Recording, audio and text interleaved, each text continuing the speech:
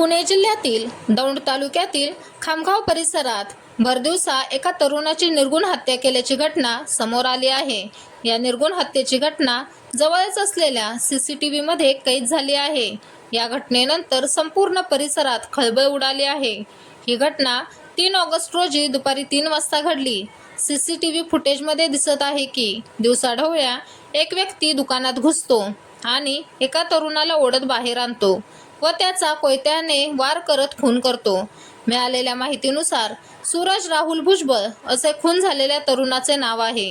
सूरजची हत्या ही त्याचाच दाजी अमित बहिरटने केली आहे। सीसीटीव्ही फुटेजमध्ये दिसत आहे की खामगाव येथील नागमोडी चौकात असलेल्या दुकानात अमित अचानक कोयता घेऊन घुसतो व सूरजला ओढत बाहेर काढतो। त्यानंतर कोयत्याने त्याच्यावर 15हून अधिक वार करून त्याची निर्गुण हत्या करून निघून जातो।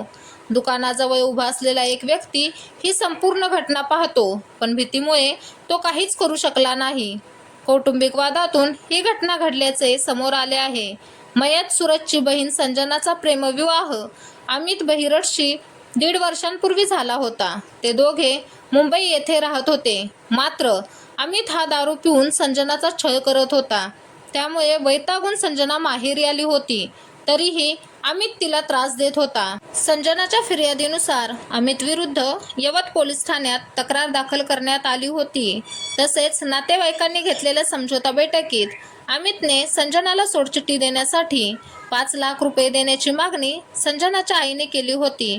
मात्र अमितने सोडचिठ्ठी तर देणार नाही, तसेच तुझ्या मुलाचे तुकडे करीन अशी धमकी सूरजच्या आईला दिली होती। या धमकीनंतर अमितने सूरजची हत्या केली आहे। या प्रकरणी अमित जयवंत बहिरट आणि समीर जयवंत बहिरट या दोघांविरुद्ध गुन्हा दाखल केला आहे। पोलीस या घटनेचा अधिक तपास करत आहेत। या घटनेनंतर खामगाव परिसरात हळहळ व्यक्त होत आहे।